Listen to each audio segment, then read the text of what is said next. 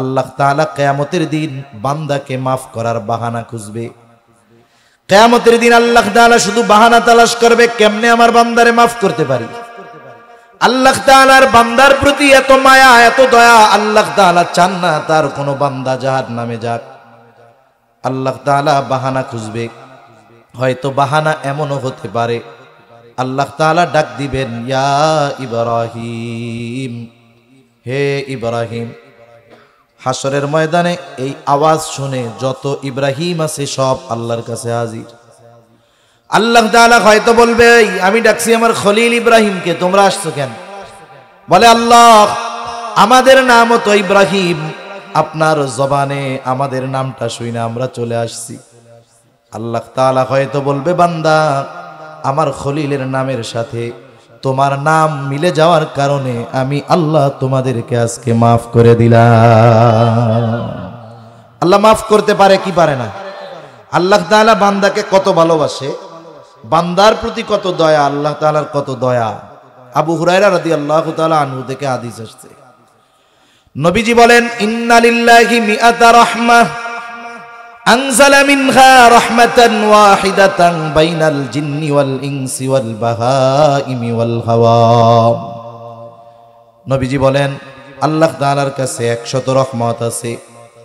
ওই 100 রহমত থেকে 1 ভাগ রহমত আল্লাহ রাব্বুল আলামিন গোটা সৃষ্টি জগতের সকলের মাঝে বন্টন করে দিয়েছেন।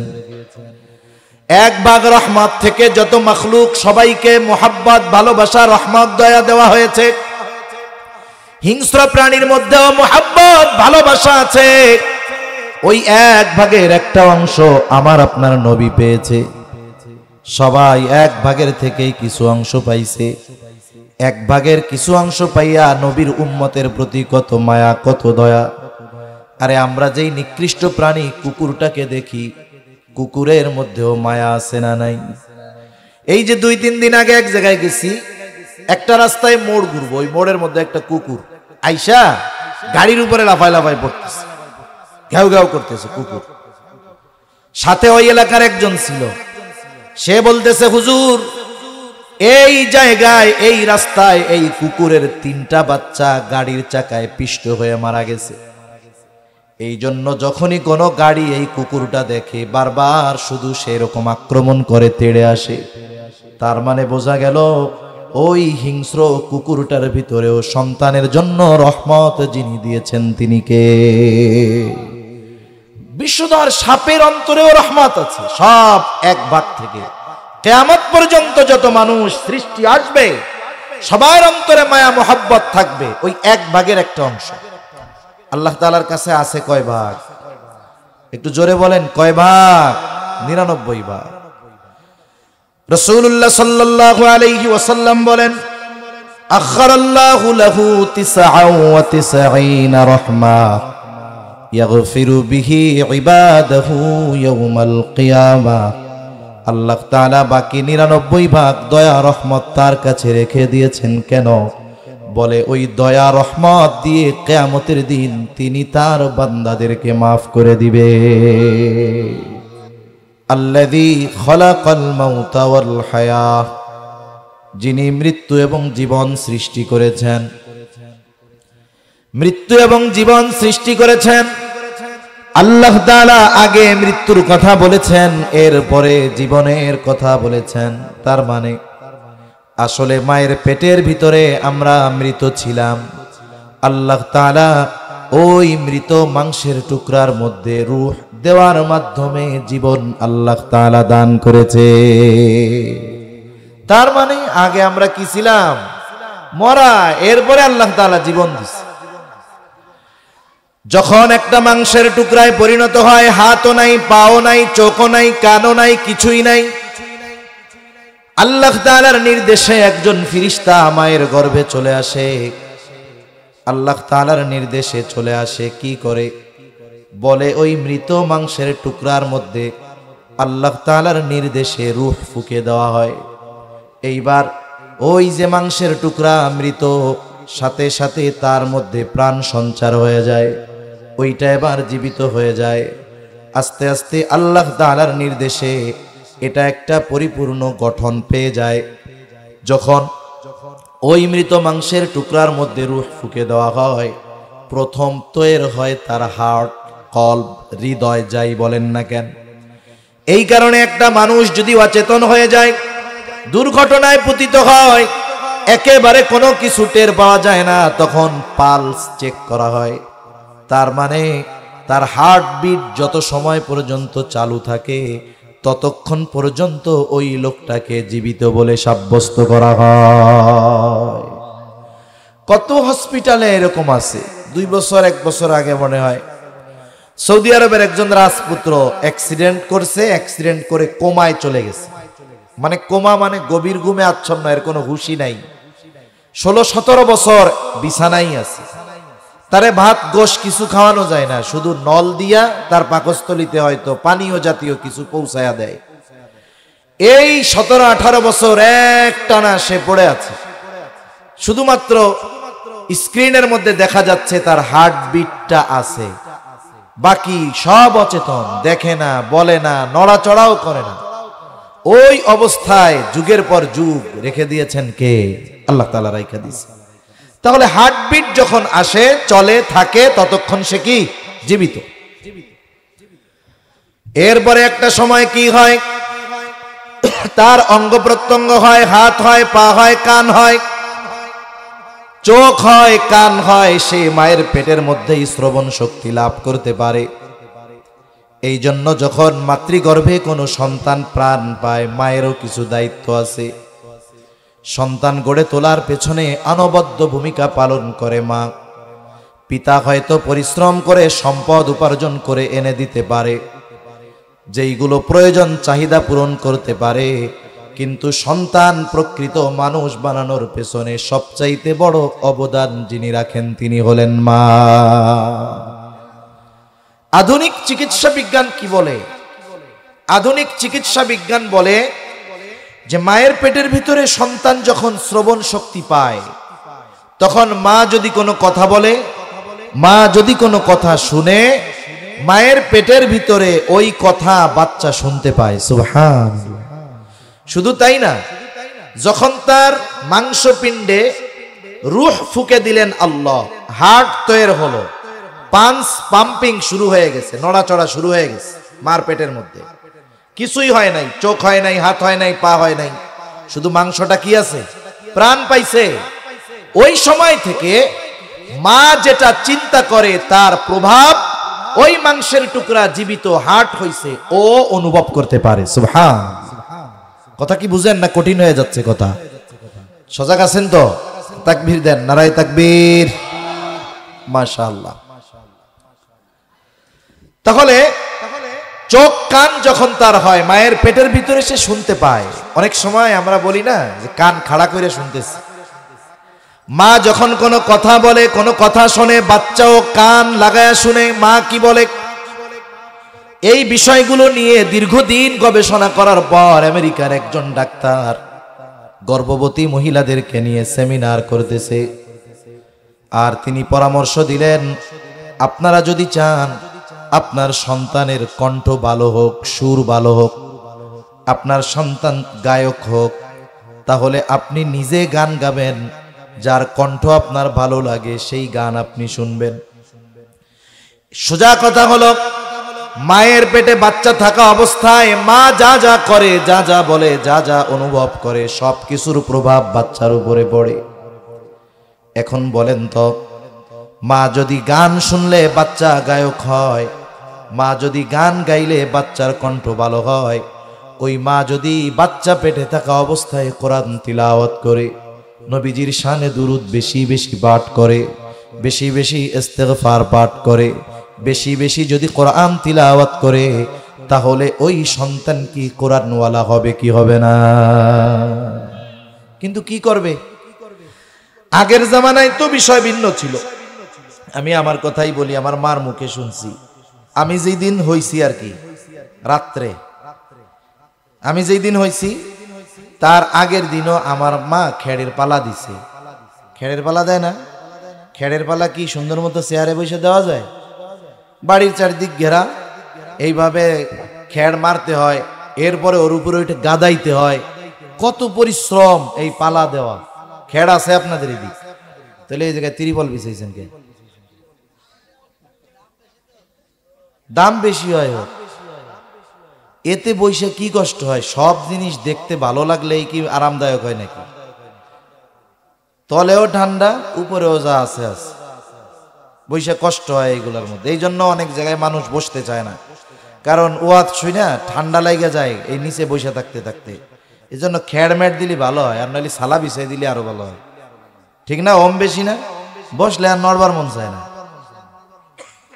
হ্যাঁ, আগে নাড়া মাড়া দিত, এখন আর দেয় না, কিন্তু দেওয়া দরকার। আবার অনেক জায়গায় হুগলার পার্টি আছে, ওয়াজ মাহফিল তো এলাকায় হয়, ব্যবসা বুঝেন না, হুগলার পার্টি কিনেন, 500 হুগলার পার্টি কিনেন, কিনে 10 টাকা করে ভাড়া দিবেন, দেখবেন ওতেও বসে আরাম আছে, ঠিক না?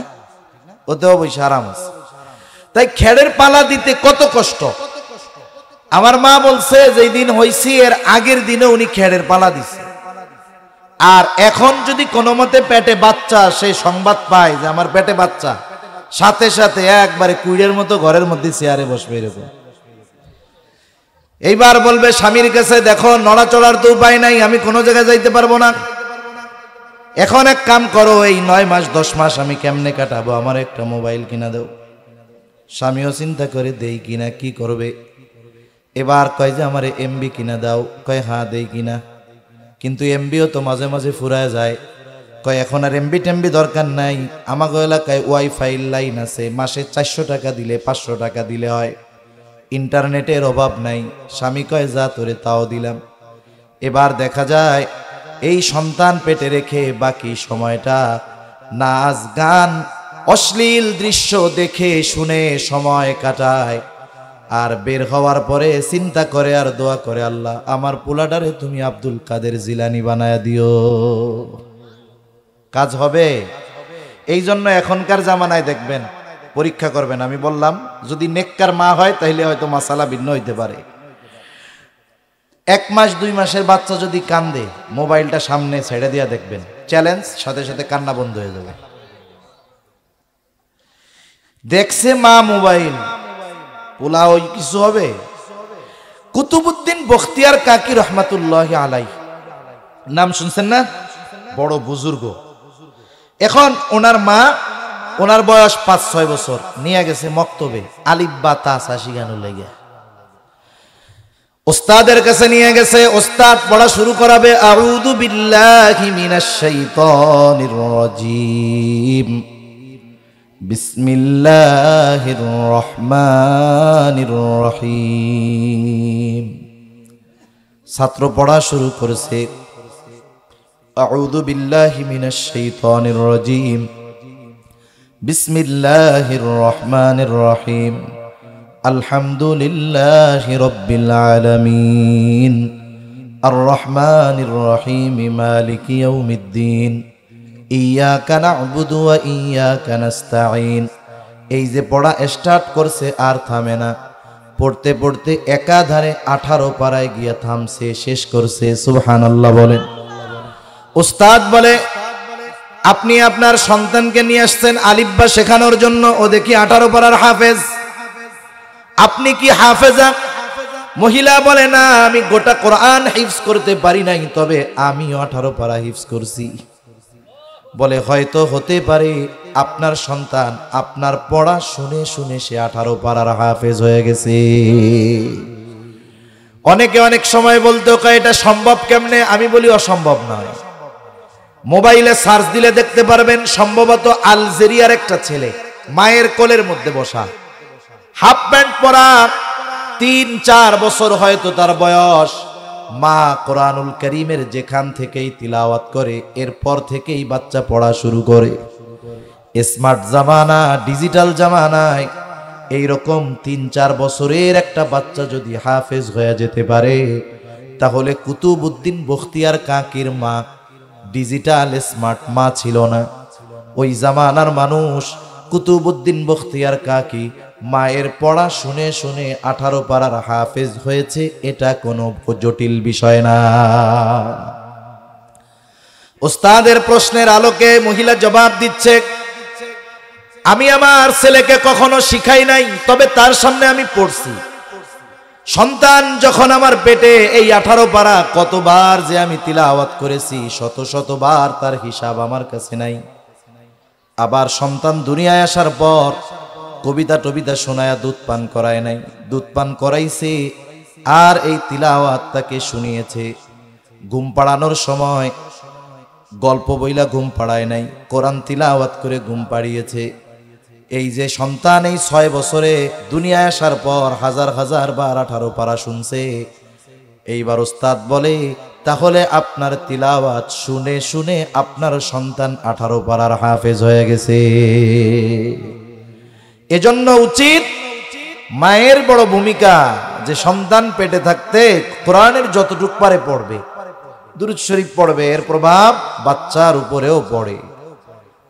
এইবার সন্তান যখন দুনিয়ায় ভূমিষ্ঠ হবে, সন্তানের জন্য প্রথম করণীয় বিষয় হলো ডান কানে আজান দিবে, বাম কানে ইকামত দিবে। ছেলে হোক মেয়ে হোক, ডান কানে আজান, বাম কানে ইকামত।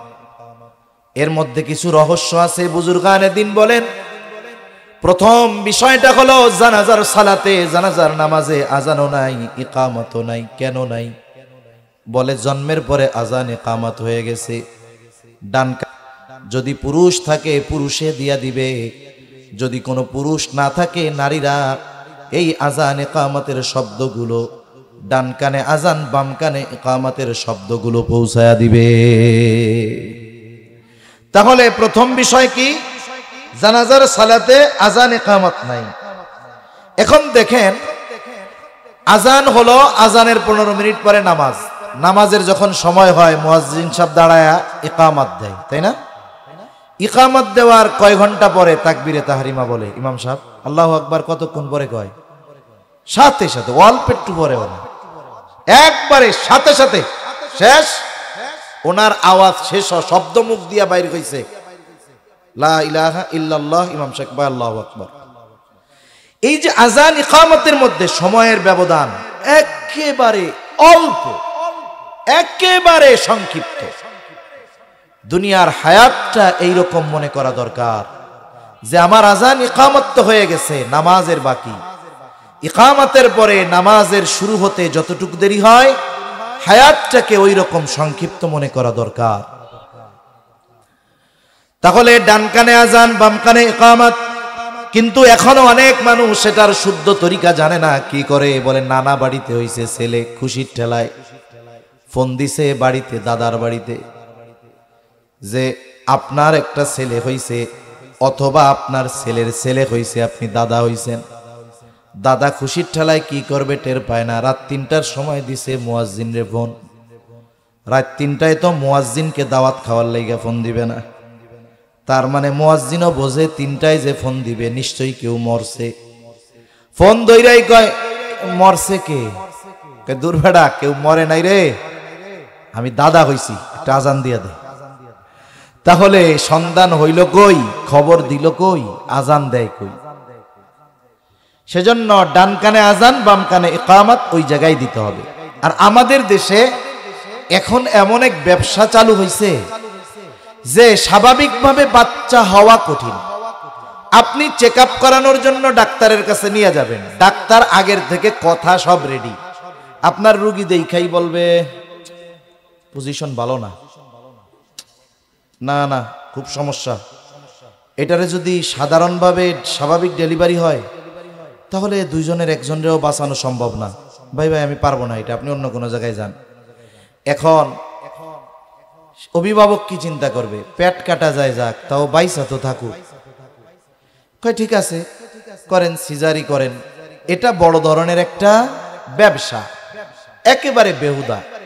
কিন্তু ইসলাম বিদ্বেষী দেশ যেগুলাকে আমরা বলি, এই সব দেশেও এই ধরনের জুলুম, এই ধরনের ডাকাতি করা হয় না।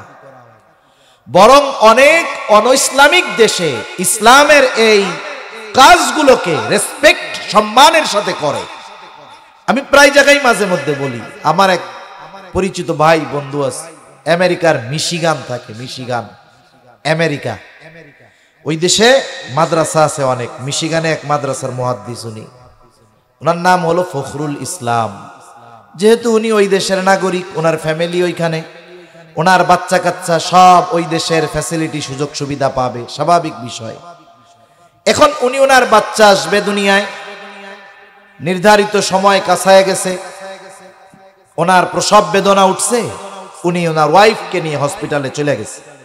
রুগী ভর্তি করা হবে, রিসিপশনে জিজ্ঞাসা করছে তোমার নাম কি, বলে ফখরুল ইসলাম।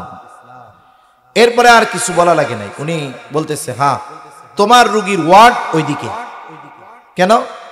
বলে তুমি তো মুসলিম, তোমার ওয়াইফ পর্দা করে, সুতরাং এমন জায়গায় তোমার রুগীকে রেফার করেছি যেখানে কোনো পুরুষ যাবেই না, কোনো পুরুষ ডাক্তার নাই, সব ওইখানে মহিলা, তোমার স্ত্রীর পর্দার কোনো সমস্যা হবে না। উনি চিন্তা করতেছে আমি নাম বলার পরে এটা বলবো যে এখানে দিবা যেখানে সব নারী, একজন পুরুষও নাই, এরকম জায়গায় আমার ওয়াইফকে দিবা। আমার বলা লাগে নাই, আমি নাম বলার সাথে সাথে আমার চেহারা সুরাত দেখা বুঝছে এই লোকের ওয়াইফকে পর্দা করায়, সুতরাং ওকে ওইখানে দিতে হবে। এবার ডেলিভারির টেবিলে গেছে, অপারেশন থিয়েটারে, স্বাভাবিকভাবে যদি হয়ে যায় আলহামদুলিল্লাহ, নাইলে তারা সিজার করবে না। কাউকে যাওয়া নিষেধ ওখানে। উনি যেহেতু স্বামী, অভিভাবক, উনি ওইখানে গিয়ে বসে আছে। এবার বাহিরে ভেতরে পায়চারি করতেছে, বারান্দায় বসা। উনি হঠাৎ দেখলেন একজন আফ্রিকান নিগ্রো একটা লোক আইসা অপারেশন থিয়েটারের দরজার সামনে দাঁড়ায় আছে আর উকি ঝুঁকি মারে। ফখরুল ইসলাম জিজ্ঞাসা করতেছে ভাই কি ব্যাপার, আপনি কে, এখানে কি করতেছেন? কারণ এখানে কোনো পুরুষ ডাক্তার, তাদের প্রবেশ নিষেধ, আপনি কি করতেছেন, এখানে কি চান? এইবার ওই হসপিটালের ওই ছেলেটা ওই হসপিটালে চাকরি করে, আফ্রিকান, বলে আমাকে রিসিপশন থেকে ফোন দেওয়া হয়েছে, এখানে একটা মুসলিম শিশুর জন্ম হচ্ছে, আর এই হসপিটালে যত মুসলমানের সন্তান জন্ম হয় কর্তৃপক্ষ সকলের কানে আজান ইকামত দেওয়ার দায়িত্ব আমাকে দিয়ে দিয়েছে। এটা কি আফগানিস্তানের গল্প কইছি? কোন দেশের? কোন তো বাংলাদেশে ওইটা কল্পনা করতে পারবেন না, অসম্ভব। তাহলে ডান কানে আজান, বাম কানে ইকামত। এরপরে সন্তানের যখন 7 দিন বয়স হবে, এই সময় কিছু করণীয় বিষয় আছে। 1 নাম্বার, তার মাথার চুলগুলো মুন্ডাইতে হবে। চুলের ওজন সমপরিমাণ স্বর্ণ অথবা রূপ্য অথবা উভয়ের যে কোনো একটার সমপরিমাণ মূল্য সাদাকা করে দিতে হবে। 7ম দিন ছেলে হলে 2টা ছাগল, মেয়ে হলে 1টা দিয়া। 7 দিন অথবা 14তম দিন অথবা 21তম দিন আকিকা দিতে হবে। ছেলে হইছে, 2টা দেওয়ার অ্যাবিলিটি নাই, 1টা দিয়ে দিলেই হয়ে যাবে। 7 দিন, 14 দিন, 21তম দিন। এখন অ্যাবিলিটি নাই, দিতে পারলো না, পরে দিল, ভিন্ন কথা। কিন্তু আমাদের দেশের মানুষ সামর্থ্য থাকার পরেও ইচ্ছা করে এই কাজে বিলম্ব করে। কয় যে কুরবানির সাথে ভাগ দিয়া দি, মনে কুরবানির সাথে ভাগ দেওয়া আকিকার এটা জায়েজ, তবে সুন্নাহ পদ্ধতিতে হইল না। আমলের ক্ষেত্রে সব সময় সুন্নাহকে প্রাধান্য দিতে হবে। কারণ বশত যদি সুন্নাতের উপরে আমল না করা যায়, এরপরে আপনি জায়েজ হিসাবে করতে পারেন, অসুবিধা নাই। কিন্তু সামর্থ্য থাকলে দেরি করার কোনো সুযোগ নাই, দিয়ে দিতে হবে। কত মানুষ আছে বুড়া হয়ে গেছে, পোলা মাইয়া বিয়া দিয়ে দিছে, এখন জানতে পারছে ওর বাপ মা ওনার আকিকা দেয় নাই, উনি এখন এসে আকিকা দেয়। এজন্য উচিত এই সময়গুলোতে সন্তানদের আকিকা দিয়ে দেওয়া। 7ম দিন আর একটা কাজ হলো তার সুন্দর একটা নাম রাখা। সুন্দর নাম, সুন্দর একটা নাম, এটা সন্তানের অন্যতম হক, সন্তানের অন্যতম এক অধিকার। আল্লাহ তাআলার কাছে সবচাইতে প্রিয় নাম আবদুল্লাহ আর আবদুর রহমান। এখন যদি এলাকায় আবদুল্লাহ আর আবদুর রহমান বেশি হয়ে যায়, তাহলে আল্লাহ তাআলার যত গুণবাচক নাম আছে এইগুলার মধ্য থেকে যে কোনো একটাকে বাছাই করে তার আগে আবদুন শব্দ যোগ কইরা নাম রাখা দিবে। আবদুস সামাদ, আবদুল খালেক, আবদুল মালিক, আবদুর রহিম, আবদুল মাজিদ, আব্দুর রাজ্জাক, কত সুন্দর নাম, ঠিক না? সুন্দর নাম রাখতে হবে যাতে নাম ডাকলেই বোঝা যায় এইটা মুসলমান। আবার অনেক সময় এই ধরনের নাম ডাকার সময় সতর্ক থাকা দরকার। আমরা তো আব্দুর রাজ্জাক রে ডাকতে ডাকতে এক সময় আব্দুন বাদ দিয়া ওরেই কই রাজ্জাক। যদিও উদ্দেশ্য ভিন্ন থাকে না, নামই উদ্দেশ্য থাকে। মূল রাজ্জাক তো আল্লাহ, কিন্তু নামটা তখন আমরা বলি রাজ্জাক, এটা অসুন্দর হয়। আবার অনেক অঞ্চলে আছে দেখা যায় একটা সময় তার নাম হলো রাজ্জাক, একটা সময় এই নামটাকেও ব্যঙ্গ কইরা ডাকে, কয় খালেক কে, মালিক কে, রাজ্জাক কে।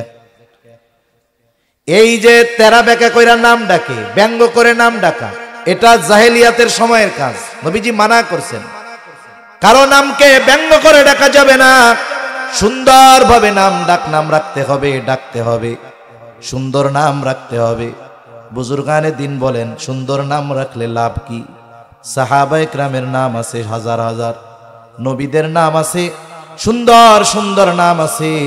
এখান থেকে নাম রাখলে লাভ কি? বুজুর্গানে দিন বলেন, আল্লাহ তাআলা কিয়ামতের দিন বান্দাকে মাফ করার বাহানা খুঁজবে। কিয়ামতের দিন আল্লাহ তাআলা শুধু বাহানা তালাশ করবে, কেমনে আমার বান্দারে মাফ করতে পারি। আল্লাহ তাআলার বান্দার প্রতি এত মায়া, এত দয়া, আল্লাহ তাআলা চান না তার কোনো বান্দা জাহান্নামে যাক। আল্লাহ তাআলা বাহানা খুঁজবে। হয়তো বাহানা এমনও হতে পারে, আল্লাহ তাআলা ডাক দিবেন, ইয়া ইব্রাহিম, হে ইব্রাহিম। হাসরের ময়দানে এই আওয়াজ শুনে যত ইব্রাহিম আছে সব আল্লাহর কাছে হাজির। আল্লাহ তাআলা হয়তো বলবে, আমি ডাকছি আমার খলিল ইব্রাহিমকে, তোমরা আসছো কেন? বলে, আল্লাহ আমাদের নামও তো ইব্রাহিম, আপনার জবানে আমাদের নামটা শুনে আমরা চলে আসছি। আল্লাহ তাআলা হয়তো বলবে, বান্দা আমার খলিলের নামের সাথে তোমার নাম মিলে যাওয়ার কারণে আমি আল্লাহ তোমাদেরকে আজকে মাফ করে দিলাম। আল্লাহ মাফ করতে পারে কি পারে না? আল্লাহ তাআলা বান্দাকে কত ভালোবাসে, বান্দার প্রতি কত দয়া, আল্লাহ তাআলার কত দয়া। আবু হুরায়রা রাদিয়াল্লাহু তাআলা আনহু থেকে হাদিস আসছে, নবীজি বলেন, ইন্না লিল্লাহি মিআতা রাহমাহ আনজালা মিনহা রাহমাতান ওয়াহিদাতান বাইনাল জিন্নি ওয়াল ইনসি ওয়াল বাহাইমি ওয়াল হাওয়াম। নবীজি বলেন, আল্লাহ তাআলার কাছে 100 রহমত আছে। ওই 100 রহমত থেকে 1 ভাগ রহমত আল্লাহ রাব্বুল আলামিন গোটা সৃষ্টি জগতের সকলের মাঝে বন্টন করে দিয়েছেন। 1 ভাগ রহমত থেকে যত মাখলুক সবাইকে মোহাব্বত, ভালোবাসা, রহমত, দয়া দেওয়া হয়েছে। হিংস্র প্রাণীর মধ্যেও মোহাব্বত, ভালোবাসা আছে। ওই 1 ভাগের একটা অংশ আমার আপনার নবী পেয়েছে। সবাই 1 ভাগের থেকেই কিছু অংশ পাইছে। 1 ভাগের কিছু অংশ পাইয়া নবীর উম্মতের প্রতি কত মায়া, কত দয়া। আরে আমরা যেই নিকৃষ্ট প্রাণী কুকুরটাকে দেখি, কুকুরের মধ্যেও মায়া আছে না নাই? এই যে 2-3 দিন আগে এক জায়গায় গেছি, একটা রাস্তায় মোড় ঘুরবো, ওই মোড়ের মধ্যে একটা কুকুর আইসা গাড়ির উপরে লাফায় লাফায় পড়তেছে, ঘেউ ঘেউ করতেছে কুকুর। সাথে ওই এলাকার একজন ছিল, সে বলতেছে, হুজুর এই জায়গায়, এই রাস্তায় এই কুকুরের 3টা বাচ্চা গাড়ির চাকায় পিষ্ট হয়ে মারা গেছে। এই জন্য যখনই কোনো গাড়ি এই কুকুরটা দেখে বারবার শুধু সেরকম আক্রমণ করে, তেড়ে আসে।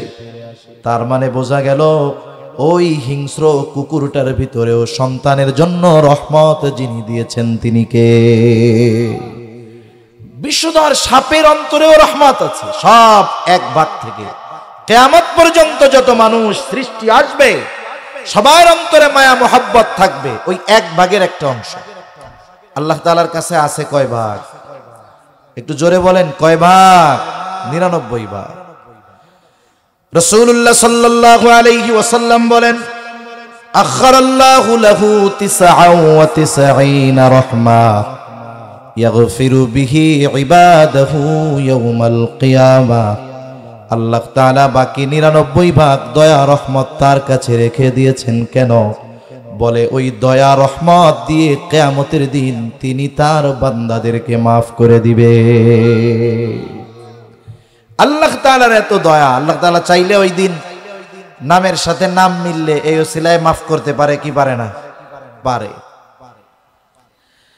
সেই জন্য সুন্দর একটা নাম রাখা। কিন্তু আফসোস, বাপ মা সুন্দর নাম রাখে কিন্তু লাস্টে ডাক নামটা শুইনা বোঝা যায় না এটা মুসলমান না অন্য কিছু। যেমন রাখবে হামিদুর রহমান রনি, শফিকুর রহমান জনি, আছে না এরকম নাম? এই রনি, জনি, সুমন, টনি এইগুলা রাখছে ডাক নাম। অথচ এই রনি, জনি, টনি, সুমন এই নামগুলোর দ্বারা প্রকৃতপক্ষে কোনো ধর্মীয় পরিচয় নির্ণয় করা যায় না। এই ধরনের নাম আপনি সব ধর্মের মধ্যে পাবেন। তাহলে আপনার স্পেশালিটি কি থাকলো? এজন্য ডাক নামটা সুন্দর হওয়া দরকার। যাদের নাম এরকম আর কি ফালতু ডাক নাম, ওগুলো বাদ দিয়ে ভালো নাম যেটারে লুকায় রাখছেন, টাকা পয়সা নিলে চুরি করে নেওয়া যায়, নামটা তো আর কেউ চুরি করে নিবে না, ঠিক না? ওই নাম ধরে ডাকা অভ্যস্ত হন, মানুষকে করান। যার নামগুলো এই ধরনের, সে গিয়া বন্ধুদের বলবে আজকে থেকে আমার ডাক নাম এটা, অন্যান্য সব বাদ দিয়া দাও। সেজন্য সুন্দর একটা নাম, এটা সন্তানের অন্যতম হক। এরপরে সন্তান যখন একটু বড় হবে, বুজুর্গানে দিন বলেন, বাচ্চার যখন বুলি ফোটে, 8-9 মাস 1 বছর যখন বয়স হয়ে যায়, দেখবেন মাঝে মধ্যে ইচ্ছা কইরা না এমনিতেই কিছু বলতে চায়, কিন্তু আব্বা শব্দ মুখ দিয়া বের হয়, আম্মা, মা শব্দটা বের হয়ে যায়, ইচ্ছা কইরা ডাকে নাই, কিন্তু ডাকটা মা শব্দের মতো মনে হয়, আব্বা শব্দের মতো মনে হয়। আব্বা যদি ওই সময় 10 মাসের 1 বছরের বাচ্চার মুখে আব্বা ডাক শুনে, বলেন তো আব্বার দিল খুশি হয় কি হয় না? বাড়ি খুশির ঠেলায় মাথার উপরে উঠায় ফেলে, কয় আমার পোলা আজকে আমার আব্বা ডাকছে। মা কয় আমারেও ডাকছে, কত খুশি হয়ে যায়। চিন্তা করেন, আমার আপনার যদি এই ফিকির থাকতো, সন্তানের মুখ দিয়া প্রথম আব্বা না আম্মা না আল্লাহ শব্দটা বাইর করমু, এইবার যদি ওই বাচ্চার সামনে বারবার আল্লাহ শব্দটা উচ্চারণ করা হতো, মা বাবার শেখানো আল্লাহ শব্দ যদি ওই বাচ্চার মুখ দিয়ে বের হইতো, বাচ্চার মুখে আব্বু ডাক শুনে, আম্মু ডাক শুনে মা বাবা খুশি হয়ে যায়। আর ওই বাচ্চার জবান দিয়ে যদি প্রথম শব্দ আল্লাহ বের হতো, আর সে আজিমের মালিক নিঃসন্দেহে খুশি হয়ে যাইত। এজন্য আমাদের বাচ্চাদের মুখ দিয়া জানি স্পষ্ট শব্দ প্রথম আল্লাহ বের হয়, এই চেষ্টা আমরা করব, বলেন ইনশাআল্লাহ। এই জন্য হাট্টিমা টিম টিম কইয়া পোলা পানরে দুধ খাওয়াইলে হবে? মা যখন সন্তানকে দুধ পান করায়, তখন সন্তানের 100% খেয়াল মায়ের দিকে থাকে। আধুনিক চিকিৎসা বিজ্ঞান, 2 দিন আগে আমি এটা দেখছি, 2 দিন আগে, 2 দিন বা 3 দিন হবে, একজন চিকিৎসক বলতেছেন যে সন্তান যখন দুধ পান করে মায়ের সাথে সন্তানের আই কন্টাক্ট থাকতে হয়। আই কন্টাক্ট মানে সন্তান মার দিকে তাকায় থাকে, মাও তার চোখের দিকে তাকায় থাকবে। এখানে শুধু মায়ের স্তন থেকে সন্তান দুধ পান করে তা নয়, এই 2 জনের চোখাচোখির মাধ্যমে ভালোবাসা, রহমতের আদান প্রদান হয়। সুবহানাল্লাহ। কিন্তু মায়ে কি করব? মোবাইল টিপতেছে, ওই পাশ দিয়ে পোলা দুধ খাইতেছে, আর কি করতেছে ঠিক নাই। এজন্য মায়েরা যারা আছে, আল্লাহ যাদের সন্তান দিয়েছে, যাদের দুগ্ধপোষ্য শিশু আছে, দুধ খাওয়ানোর সময় সন্তানের চোখে চোখ রেখে ওই সময় মা যেই কথাগুলো বলে, ওই কথার 100% প্রভাব ওই বাচ্চার মধ্যে পড়ে। সুবহানাল্লাহ বলে। সেই জন্য ওই সময় বাচ্চারে কিছু শেখানো যায়, কিছু বলা লাগবে না, মা শুধু বলবে, তিলাওয়াত করবে হাসি মুখে, দেখবেন ওইটার প্রভাব তার মধ্যে পড়ছে। এরপরে যখন বাচ্চারা একটু বড় হবে, বাক্য ফুটবে মুখ দিয়া, মা সন্তানকে কোলে নিয়ে নিয়ে গুরুত্বপূর্ণ যে বিষয়গুলো এগুলো শিখিয়ে দিবে, কালিমাগুলো শিখিয়ে দিবে। কারণ মাতৃকোট এটাই হলো শিশুর প্রথম বিদ্যাপীঠ। আর মায়ের কাছ থেকে সন্তান যেগুলো শিখে, ও যতদিন বেঁচে থাকে ততদিন পর্যন্ত ওই শিক্ষার প্রভাব তার মধ্যে থেকে যায়। এজন্য সন্তান গঠনে মায়ের বড় একটা ভূমিকা থাকে। এরপরে মুখের বুলি ফুটলো, কালিমাগুলো শিখায়া দিল, বাসায় যতটুকু পারে লেখাপড়া করালো। একটু বড় যখন হবে, লেখাপড়া করে প্রতিষ্ঠানে গিয়ে শিখতে পারবে, এইবার সর্বপ্রথম তাকে দ্বীনি শিক্ষায় শিক্ষিত করতে হবে, কোরআন শিখাতে হবে। আগে তাকে ABCDর আগে কোরআনুল কারীম শেখাতে হবে। এটা সন্তানের অন্যতম হক। কোন পিতা যদি সন্তানকে দ্বীন না শেখায় তাহলে এই সন্তানের হক সে নষ্ট করে। আল্লাহ তাআলা কোরআনুল কারীমের মধ্যে বলেন, ইয়া আইয়ুহাল্লাযীনা আমানু কু আনফুসাকুম ওয়া আহলিকুম নারা। আল্লাহ তাআলা বলেন, হে ঈমানদারেরা, নিজে জাহান্নামের আগুন থেকে বাঁচো, অধীনস্থদেরকেও বাঁচাও। প্রথম কথা হলো নিজে জাহান্নামের আগুন থেকে বাঁচবো ঈমান এনেছি নেক আমল করার মাধ্যমে, গুনাহ ছাড়ার মাধ্যমে। অধীনস্থদেরকে কেমন করে বাঁচাবো? বলে দ্বীনের উপরে পরিচালিত করার মাধ্যমে। সাথে সাথে হাদিসের মধ্যে আসছে, নবীজি বলেন, তলাবুল ইলমি ফরিদাতুন আলা কুল্লি মুসলিম। দ্বীনি ইলম শিক্ষা করা প্রত্যেক মুসলমান নরনারীর উপরে ফরজ। প্রত্যেক নরনারীর উপরে ফরজ। কতটুকু ফরজ?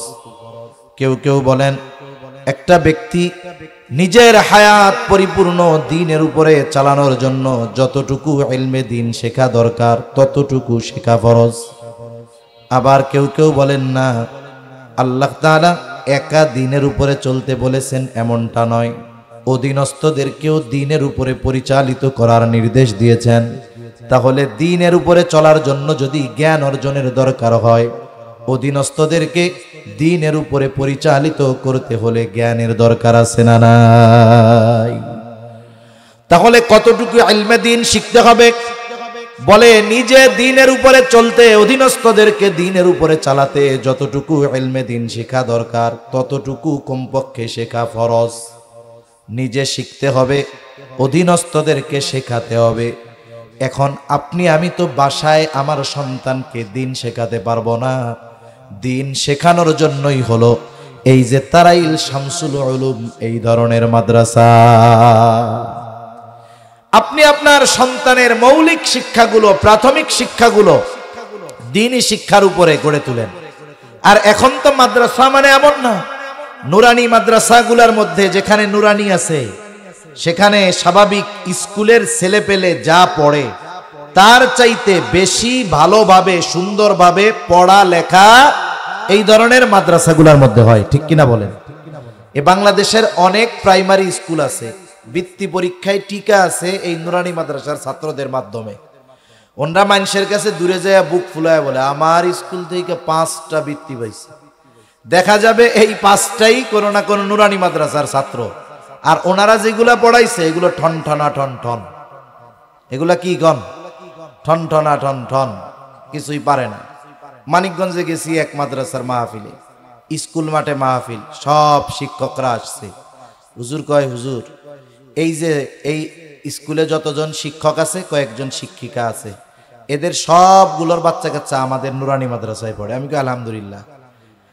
এই জন্য গত বছর দেখলাম যে বিভিন্ন জায়গায় কথা উঠছে, প্রাইমারি স্কুলের স্যাররা কি করে যে সব মাদ্রাসায় চলে যাইতেছে, মাদ্রাসার বিরুদ্ধে তদন্ত হবে। কোন তদন্ত হওয়ার দরকার ছিল প্রাইমারিওয়ালাদের, যে তোমরা কি পড়াইতেছো যে পোলাপান মাদ্রাসায় চলে যায়। মানুষ যদি মানুষের চাহিদা অনুধাবন করতে ব্যর্থ হয়, আমরা তো চাই যে প্রাইমারি স্কুলগুলোয় ছাত্র থাক, তবে সিলেবাসটা আমাদের নুরানির হয়ে যাক। ঠিক কিনা বলেন? তাইলে তো আর ছাত্রপাত্র পালাবে না। ওইগুলারে বাদ দিয়ে হুজুরগুলারে নিয়োগ দিয়ে দেন প্রাইমারিতে, দেখবেন কেমনে পড়ায়। প্রাইমারি স্কুলগুলার মধ্যে কত সুফল সুনাম তারা বয়ে আনে। অসুবিধা কি? দোষ হইল ব্যর্থতা আপনাদের।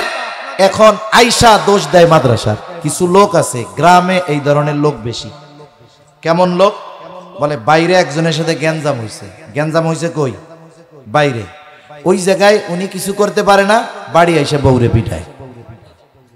আওয়াজ আছে না এরকম কিছু লোক? ওনাদের প্রাইমারি স্কুলে ছাত্র শূন্য হয়ে যাচ্ছে, ব্যর্থতা শিক্ষকদের সিলেবাসের। এইগুলা পরিবর্তন না করে কয় মাদ্রাসায় তদন্ত করা হবে। কেন প্রাইমারি স্কুল থেকে ছাত্রছাত্রী ওই জায়গায় চলে যায়? এটা কোনো বুদ্ধিমান শিক্ষিত জ্ঞান সম্পন্ন মানুষের কথা হইতে পারে কোন? তাহলে দ্বীন শেখার জন্য দিতে হবে এই মাদ্রাসায়। এখানে আপনার সন্তান প্রাথমিক দ্বীনগুলো শিখবে, প্রাথমিক দ্বীনি শিক্ষাগুলো শিখবে যতটুকু তার দরকার।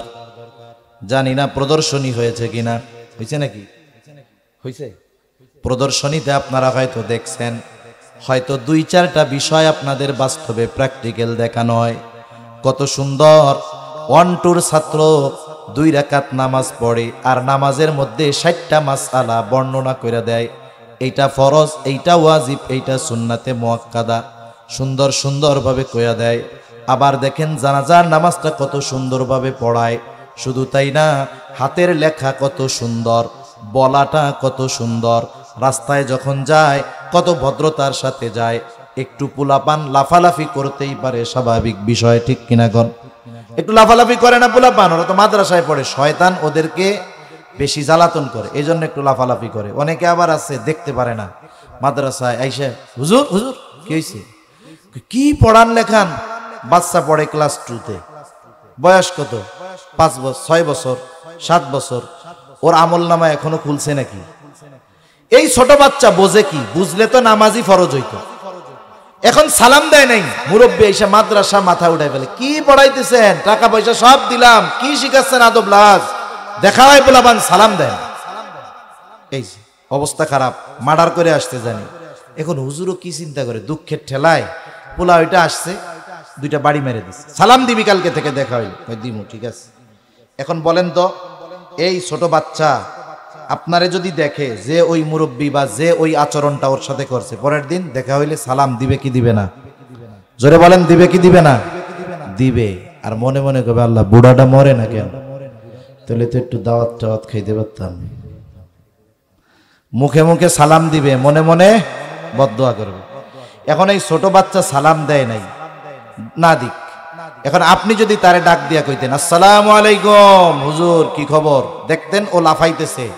সালাম দেওয়ার সাথে সাথে ও ঠান্ডা, কারণ ও মনে মনে কবে, আরে সালামটা আমার দেওয়া দরকার ছিল, চাচা সালাম দিয়া ফেললো, কি হইল কামটা। প্রথম দিন গেল, দ্বিতীয় দিন আবার দেন। আপনি দিতে থাকেন, কিছু কইেন না। পরে কি হবে জানেন? আপনি রাস্তা দিয়ে হাইটা যাবেন, ওই জায়গায় বল খেলতেছে, ব্যাট রাইখা দৌড় দিয়া গিয়া বলবে, আসসালামু আলাইকুম কাকা, ভালো আছেন? কন্ত এই যে সালামটা পাইলেন আর বিচার দিয়ে সালামটা পাইলেন, 2 সালাম কি এক হইল নাকি? এজন্য মাদ্রাসার পোলাপান যদি জ্বালায়, এটাকেও রহমত মনে করতে হয়। কারণ ওরা যেই জায়গা দিয়া চলে, আমল নামা খোলা হয় নাই তো, ওরা তো নিষ্পাপ, শিখতেছে এলমে দিন। যারা প্রাপ্তবয়স্ক হয়ে গেছে তাদের কথা বাদ দেন, কিন্তু বুজুর্গানে দিন বলেন, যারা প্রাপ্তবয়স্ক তালিবুল ইলম গুনাহ যদি করে, এদের ক্ষেত্রে নূরের পালক ফিরিস্তা বিছাইতেও পারে, নাও পারে। কিন্তু এই নাবালক মাসুম যখন রাস্তা দিয়ে হেঁটে যায়, ফিরিস্তারা তার সম্মানে নূরের পাখনা বিছায়া দেয়। সেজন্য এদের আচরণ উল্টাপাল্টা দেখলে গরম হওয়া যাবে না, ঠিক আছে তো? ইনশাআল্লাহ সন্তানটাকে মাদ্রাসায় দিয়ে দেন, শিখুক। দ্বীনি শিক্ষা যদি, তার ভিত্তিমূলক শিক্ষা যদি দ্বীনি শিক্ষা হয়, এরপরে ডাক্তার হবে, ইঞ্জিনিয়ার হবে, উকিল, ব্যারিস্টার যা হয় হোক, ভিত্তিমূলক শিক্ষা দ্বীনি শিক্ষা হওয়ার কারণে ওই ছেলেটা ইসলাম বিদ্বেষী হবে না, কখনো নাস্তিক হবে না। মা বাবার জন্য দোয়া করার জন্য আমার মতো হুজুররাই গানা লাগবে না, ও নিজেই মা বাবার জন্য দোয়া করতে পারবে। ও ইসলাম বিদ্বেষী হবে না, দ্বীনের উপরে চলবে, বুড়া কালে বাবাকে বৃদ্ধাশ্রমে পাঠায়া দিবে না, ঠিক কিনা বলেন? এজন্য আগে দ্বীন শেখাতে হবে। যদি না শেখায় তাহলে সন্তানের হক নষ্ট করা হবে। এরপরে সন্তান যখন একটু বড় হবে, হাদিসের মধ্যে আসছে 7 বছর বয়সে নামাজের জন্য তাকিদ দিবে, 10 বছর বয়সে নামাজ না পড়লে প্রহার করবে। কষ্ট হইতেছে? আর অল্প সময়ের মধ্যে শেষ হয়ে যাবে, অল্প সময়ের মধ্যে ইনশাআল্লাহ। 7 বছরে নামাজের তাকিদ, 10 বছরে নামাজ না পড়লে কি কোন প্রহার। আসেননি 2-1 বাপ যে নামাজ 7 বছরের পরে পড়ে নাই, 10 বছরে নামাজ পড়ে নাই, এই জন্য পিটাইছি, এরকম লোক খুব কম পাওয়া যায়। এখন 5-7 বছরে নামাজের আদেশ যদি করতে হয়, তাকিদ যদি দিতে হয়, তার মানে আরো আগের থেকে নামাজ শেখাতে হবে, ঠিক না? আপনি একজনের একটা জিনিসের আদেশ দিবেন, হুট করে দিলে তো হবে না, আগে শেখাতে হবে, এরপরে আদেশ দিতে হবে। তার মানে এর আগ থেকেই একে নামাজে অভ্যস্ত করে তোলা দরকার। এজন্য কি কি পদ্ধতি করা যায়? 1 নাম্বার, আপনি সুন্নাত নফলগুলো বাসায় পড়তে পারেন। বাসায় পড়লে কি হবে? মহিলারা ঘরের অভ্যন্তরে নামাজ পড়ে, আর পুরুষ মানুষ বারান্দায় পড়ে, কাছারি ঘরে পড়ে, খোলা জায়গা। আর যখনই আপনি নামাজ পড়তে যাবেন, আপনার ছেলে যদি ছোট থাকে, আপনি মুরব্বী যদি আপনার পোতা থাকে, নামাজে গেলেই সেজদায় গেলে দেখবেন ও ওইটা পিঠির উপরে এটা ঘোড়া বানায় খেলবে, ঠিক না? নামাজ পড়তে দেখলে ওর কিচ্ছু নাই, ল্যাংটা সব বাইরে রয়েছে, টিফিন বাটি মাথায় দিয়ে টুপি বানাই আল্লাহু আকবার শুরু করে দিবে। এখনো নামাজের সময় ঘাড়ের উপরে উঠলো। ছোট বাচ্চারা এক কাজ দীর্ঘ সময় করে না, একটু পরে আর একটা খেলা সে শুরু করবে। অন্যান্য দিন সেজদায় সুবহানা রাব্বিয়াল আলা 11 বার বলেন, আজকে যদি 111 বার বলা লাগে গুনাহ হবে নাকি? নামাজ নষ্ট হয়ে যাবে। কিন্তু কি করবে? 11 বারের পরে কিরে এটা সরে নাকে, 13 বার সরে নাকে, 15 বার সরে নাকে, 17 বার সরে নাকে, 21 বার সরে নাকে, মার এক গুতা 3 হাত দূরে জিটকে চলে গেছে। এই কাম করা যাবে না। রাসূল সাল্লাল্লাহু আলাইহি ওয়াসাল্লাম মসজিদে নববীতে নামাজ পড়াবেন, আসর বা মাগরিবের নামাজ। কোলে করে নিয়ে ঢুকছে হুসাইন রাদিয়াল্লাহু তাআলা আনহুকে, পাশে দাঁড় করায়া নামাজ শুরু করছে। নবীজি এক রাকাতের সেজদায় গেছেন, কোন এক রাকাতে সেজদায় গেছেন। হুসাইন রাদিয়াল্লাহু তাআলা আনহু নবীজিকে ঘোড়া বানায়া খেলতেন, নবীজি ঘোড়া সাজতো, আর হুসাইন রাদিয়াল্লাহু তাআলা আনহু পিঠের উপরে ওইটা নানারে ঘোড়া বানাইতো। সোনাতি হুসাইন আমার ঘাড়ের উপরে উঠে খেলা শুরু করে দিল। আমি তাকে সরিয়ে দেওয়া পছন্দ করলাম না, সে খেলা করে পরিতৃপ্ত হলো, এরপরে আমি সেজদা থেকে মাথা উঠাইলাম। আপনার মসজিদের ইমাম যদি তার বাচ্চাকে নিয়ে মসজিদে যায়, প্রথমে বলবেন ভালোই, জিলাপি হুজুরও নিব, পোলারেও দিব, কয় না আমাকে দেশে কয়। কেউ যদি একটু পোলাপান নিয়ে যায়, কয় বাবা কোলের ডাউন হয়ে আইছে, পেটে যেইটা আছে এইটারে নিয়ে আসলা না কে? এই যে কথাগুলো বলা ঠিক না, এগুলো বলা ঠিক না। রাসূল সাল্লাল্লাহু আলাইহি ওয়াসাল্লাম তার খেলাকে প্রাধান্য দিয়েছেন। জামাত ইমামতি করতেছেন, সেজদা লম্বা করে দিয়েছেন।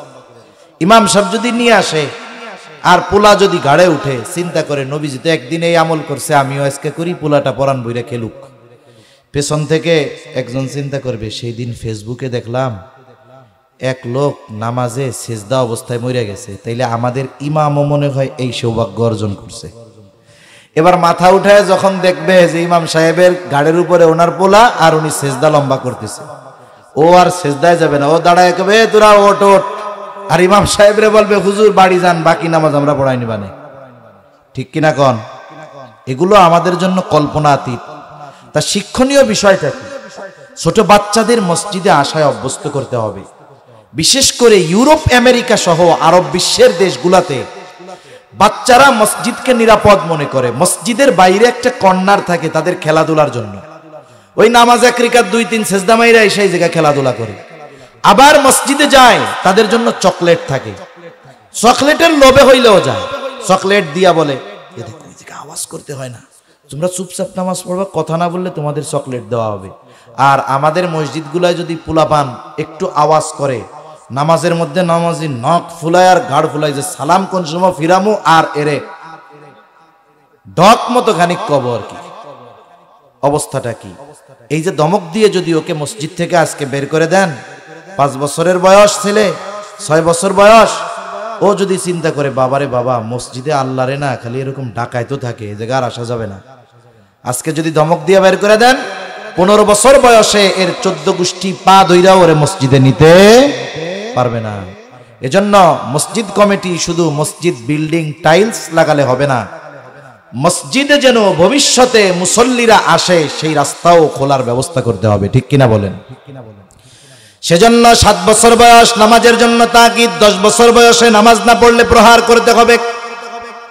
এরপরে যখন সন্তান প্রাপ্ত বয়স্কা হবে, বালেগ বালেগা হয়ে যাবে, উভয়ের বিবাহের ব্যবস্থা করতে হবে। এই জিনিসটা একটু খেয়াল দিয়ে শুনেন, কথা কিন্তু শেষ। বলেন তো পিতা মাতা মেয়ের বিবাহ দেওয়ার জন্য মেয়ে হওয়ার পর থেকেই ব্যবস্থা গ্রহণ করে, ঠিক না? অনেক বাবা আছে মেয়ে জন্ম হইছে, ওই দিন 5টা মেহগুনি গাছ ফাঁকা জায়গা লাগায় রাখছে, যেন পুবাল হাওয়া ভালো মতো লাগে, যাতে কইরা গাছটা তাড়াতাড়ি বড় হয়, মোটা হয়। 5টা গাছ 18 বছর পর দাম হয়ে গেছে 10 লাখ, 8 লাখ, 9 লাখ টাকা। ফাঁকা জায়গার গাছ মোটা হয়েছে, বড় হয়েছে, একেবারে সোজা হয়েছে, দাম তো বাম্পার। এইবার মা এটারে কয়, দেখছো মা, এই যে 10 লাখ টাকার গাছ তোমার লাইগা লাগাইছিলাম বিয়া দেওয়ার লাইগা, এই 10 লাখ টাকা হইল তোমার, তোমার বিয়ার খরচ, তোমার ফার্নিচার তোমার হাতে আলাদাভাবে দিলাম। বলেন তো, মেয়েকে বিবাহ দেওয়ার দায়িত্ব অভিভাবকের উপরে, এই দায়িত্ব দিয়েছেন কে? বলেন তো, অভিভাবকের শুধু কি মেয়েরে বিয়ে দেওয়ার দায়িত্ব, ছেলের দায়িত্ব না? তাইলে মেয়ে হইছে বিয়ে দেওয়ার জন্য 5টা মেহগুনি গাছ লাগাইছেন, ছেলে যখন হইছিল বিয়া দিয়ার লাইগা কয়টা গাছ লাগাইছেন? অথচ ছেলে হোক মেয়ে হোক, প্রাপ্ত বয়স্কা হলে উভয়কে বিবাহ দেওয়ার দায়িত্ব অভিভাবকের। মেয়ের জন্য 5 গাছ লাগাইয়া রাখছেন বিয়া দেওয়ার লাইগা, ছেলে যখন প্রাপ্ত বয়স্ক হইলে বিয়া করতে চায়, কয় নিজের পায়ে খাড়াও, কামাই করে খাওয়াও, এরপরে বিয়া করো। ঠিক কিনা কোন? অথচ ছেলে হওয়ার পরে যদি ছেলেরে বিয়া দিয়ার নিয়াতে 10টা গাছ লাগায় রাখতেন, তাই তো আর অসুবিধা ছিল না। অসুবিধা ছিল? 10 গাছের টাকা বেচা যে তোমারে দিছিলাম, 2 লাখ দিয়ে বিয়া করো, 5 লাখ দিয়ে ব্যবসা করো, 3 লাখ হাতে রাখো, এই তো হয়ে গেল। মনে রাখবেন, ছেলে হোক মেয়ে হোক, প্রাপ্ত বয়স্ক বয়স্কা হওয়ার পরে ওই ছেলে মেয়েকে যদি বিবাহ উপযুক্ত বিবাহ দেওয়া হয় নাই, এই কারণে ছেলে পাপাচারে লিপ্ত, মেয়ে পাপাচারে লিপ্ত। আপনি হাজী সাহেব, মসজিদের সভাপতি, 3 বার হজ কইরা নামের আগে আলহাজ, আগামী বছরও হজের নিয়ত করছেন, ওমরায় যাবেন, একেবারে সব দিক দিয়ে ধার্মিক লোক, আপনি উপরে তাকায় কথা বলেন না, হাতে তসবির দানা সব সময়। যত বড় বুজুর্গ হন, এই ছেলে মেয়ে প্রাপ্ত বয়স্ক বয়স্কা বিবাহ না দেওয়ার কারণে ওরা যদি ওই কক্সবাজার যাইয়া কোনো পাপ করে ছেলে, আপনি বাপ কিছু করা লাগবে না, অটোমেটিক ওর পাপের সমপরিমাণ গোনা আপনার অ্যাকাউন্টে অটোমেটিক জমা হয়ে যাবে। এজন্য সন্তানদের বিবাহ দেওয়া প্রাপ্তবয়স্ক হলে এটা অভিভাবকের দায়িত্ব। এটা আমার কথা না, আল্লাহর কথা।